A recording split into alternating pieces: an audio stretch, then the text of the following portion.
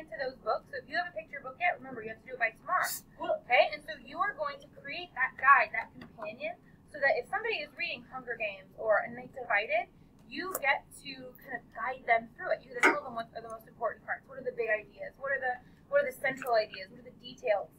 What's the symbolism, right? And you get to put that all together, and you get to show them in a way that makes sense for you. That's where those charts, diagrams, pictures, comic strips, all those things that you've been working on the last couple of days are going to come in handy. And so we're going to continue. That's not something that we even need to turn in until towards the end of the trimester. So everything we do for the next 12 weeks are going to be leading us there. So our big focus, our mini lesson today is all look at that front board. Okay, Evan, can you read our writing goal for us today, our IW? I can pause and think about my writing and reflect on what works and what could be better. Yeah, so that was kind of our barrier today. So how could you be more clear? Well, we're going to look at our writing today. We're going to go back in and we're going to say, this is what we do well, and this is how we can make even that better. Okay, and so that's going to be our big focus. So you need to ask yourself, what's not working, right? What am I not doing well? Am I just summarizing? Just give me a show of hands really quick. Do you feel like you're summarizing a lot when you're writing? Right? So Holden, thank you for being honest. Right? Some of us, yeah, that's what we're noticing as teachers, that there's a lot of summarizing happening. And so we want to get away from that. Yes, you need to tell us important details and facts, but it's so important for you to show your thinking, right? To show me what's up here so that I can understand what your thoughts on the book are, what your thoughts on the text are. Right? And so I'm excited to look at your checkpoints from yesterday. And so today I want to teach you and remind you that to make anything to be your best writing or your best thinking, you have to pause and think, right? What's working? How can I make it better? Okay, it helps to have a picture in mind of what you're trying to do.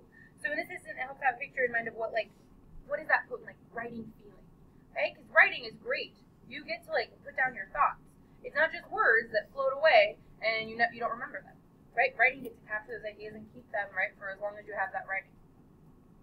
And so I want you to think back to some things that you've done or some of the texts that we've talked about together, like Port Chicago and Valley Forge, and how they use a timeline, right? I've noticed in some of your writing that you create bubbles. Like I saw some really great webs where you had a character and then little bubbles off of those webs that showed what those characters mean. I saw flip charts, right, with those Post-it notes where you had an idea and then underneath you had text evidence. I saw someone create balloons from the birthday party, the Stolen Party, and in the balloons were some of the bigger ideas, Isaiah. And then, I saw someone create a chart, a Venn diagram of the characters and how they're alike and how they're similar, or how they're different, and so that was a really cool thing. So think about that. So what I want you to do is, based on the gallery walk, based on what you did the last couple days where you saw, okay, this is how I started, this is when I represented it in a different way, work with your partner, and I want you to come up with a couple ways that writers write powerfully about reading, right? We've said that power, right? Power is really important. That you need to write with power, right? Be powerful in your writing. So tell me with your partner, and I'm going to listen in on your conversation, ways to write powerfully about reading. Go. What are some strategies that we have? Go.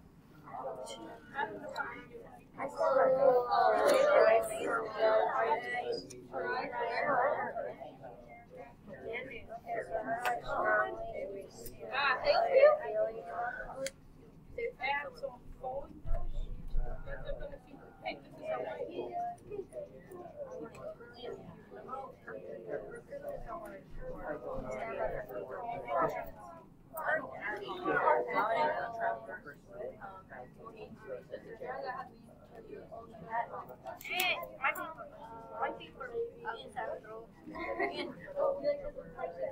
That's how I write powerfully?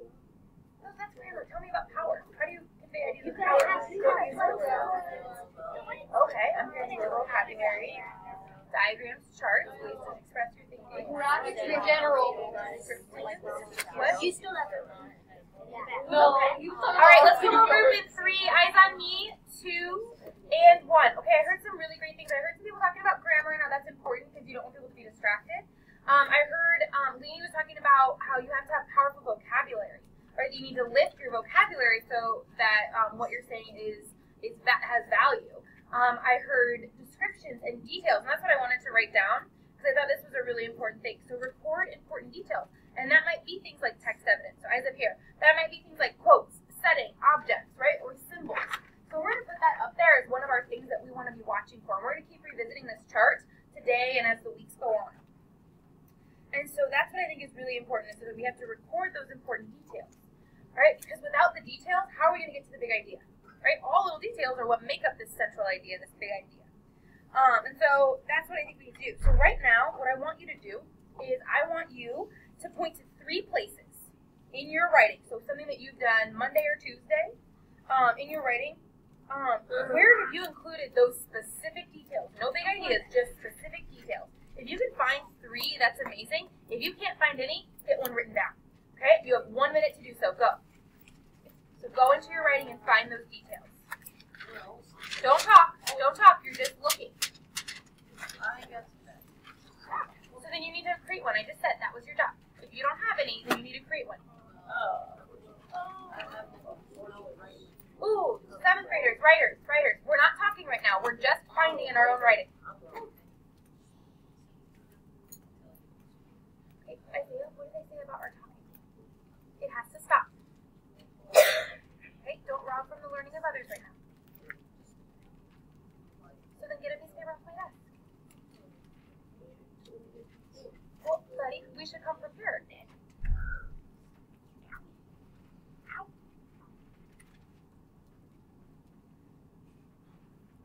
Right? If your details aren't as specific as they should be, I want you to add to them right now. I should see some writing. I can see Brandon's already erasing and writing something. Right? I think that's important. I can see that, right, Maddie's really looking in her notes. Find those spots. So one thing that I noticed in my writing I want to share with you is that, like I said, that in the stolen party, Rosara, she didn't just like tell her mom to be quiet. She yelled at her. She said, "Shut up," really loudly. Right? That's powerful. Right? I don't say that word in here. I don't say that to you guys, but she said that to her mom. I can't imagine looking at my mom and saying, "Shut up." So I thought that was a really important detail. Right? So I grabbed it. Hey, please don't, guys. We shouldn't have to be redirecting right now. This is a quiet time. You're listening. Okay?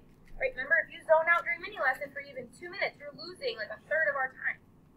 And so these details are like vivid, and they reveal Rosara's feelings. So that small detail, Landon, that tells me something about the relationship with her mom, and that becomes a big idea, right? A central idea.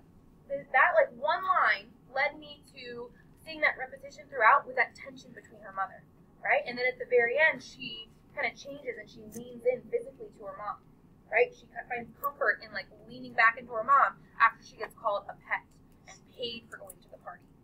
Right? And so sometimes that specificity, that just instead of saying she said be quiet, or she told her mom to be quiet, but she yelled shut up, that is a detail that is really important.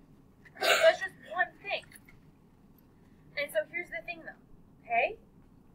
Did any of you though talk about, right, in your writing that you have really great big ideas? How many of you feel like you have good big ideas in your writing? Just show me like a quick hand in the air.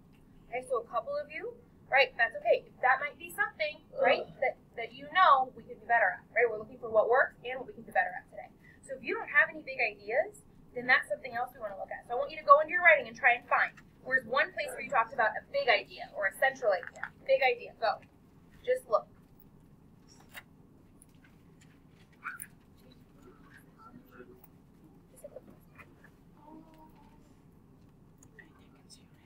Story that you might have talked about, and if you didn't, think about what it might be. Go. Their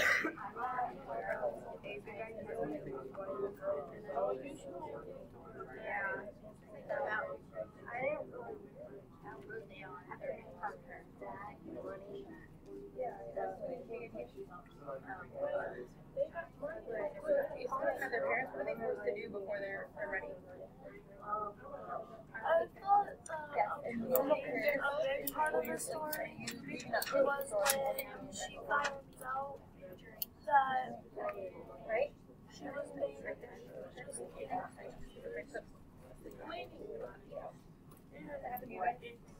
Okay, let's come whole group in 2 and 1. I overheard some really powerful conversations. So we were talking about how what would you say, Kaylee, remind me? Yeah, she's like, okay, where's her dad, right? And then we talked about Rosara's mom and how, like, she had to grow up pretty quick, right? She's mad at her mom, right? And sometimes, like, parents just want to protect their kids, and that's happening. And sometimes, like, we think about Rosara at the end of that story when she realizes that she is, Landon and Andrew, I'm up here, when she when she realizes that she was invited to that party because she was supposed to be a helper and she was not a guest, right? She grows up and she realizes the world is pretty mean, right? It's a lot meaner than she originally thought it was. And so that was her maturing, just like Alana said, right? She had to mature faster than maybe some other kids. And so you might be seeing that in some of your other books too, where you're like, oh my gosh, like that was really powerful. This character had to grow up, right? And so there are some sentence prompts that are going to help you do this. So in your writing, if you need some help, I want everybody to come look at this chart really quick. So eyes up here on the pink chart, okay? So if you're struggling to think about those big ideas, the messages, you can use some of these sentence starters. Like I learned from Rosara that in life it's important to blah blah blah. Okay, so even if blah blah blah, you could blah blah blah. Okay, the story teaches us. So think about using those words like teach, lesson, theme, big idea. Okay, and if you get stuck today and you want to be working on big ideas, use some of these sentence starters to reflect on your thinking in that story. Okay, and so the last thing I really want to talk to you about is now kind of melding those two ideas together. So you have these little ideas, right, or the small details, and then you have the big ideas. So let's all look at this anchor chart up here. I promise you that took me longer than I would like to admit to draw. Mr. Dickinson had to draw the ladder, right? And so that says the ladder of abstraction. What's a ladder? Can somebody really quick raise your hand and just tell me? I know, but I want to hear from you guys. Isaiah, what's a ladder? Like it could be like Oh my gosh, you're getting too smart for me. Just tell me what you're going too quickly. Can you just tell me what a real ladder is? Just like something in like what do you use a ladder for? You can like go up stuff you need to do.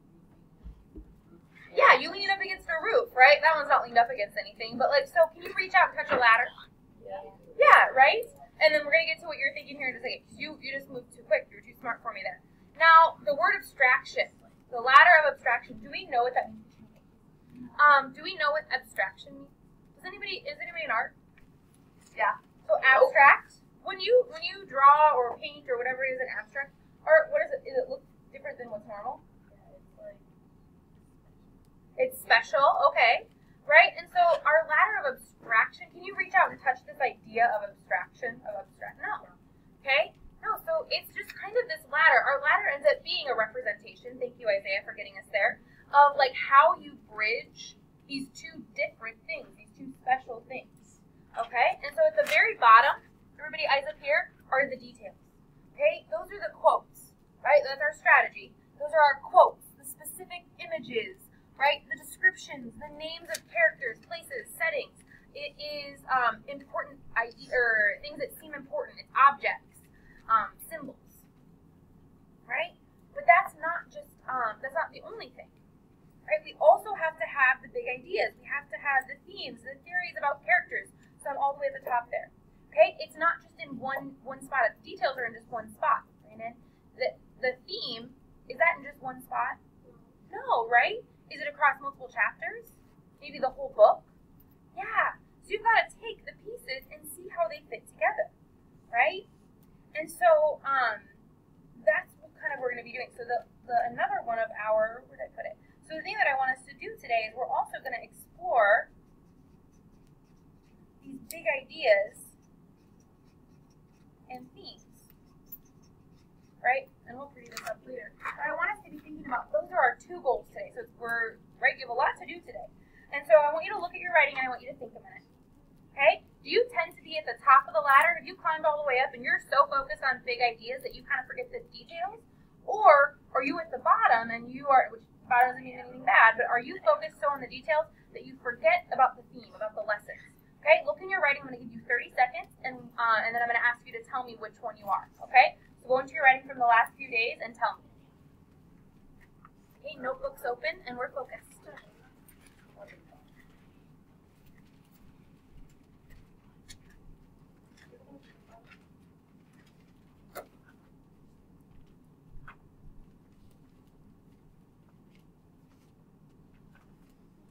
So look in there. Are you big ideas, themes, or are you more in the details? Okay, I want you to give me a 1. Just use your hand. 1 if you're big ideas and themes, and a 2 if you're more details. Just show me real quick. I just want to look out. So 1 or a 2. 1 or a 2. Hold your hands up kind of high because I'm sitting on the floor with you.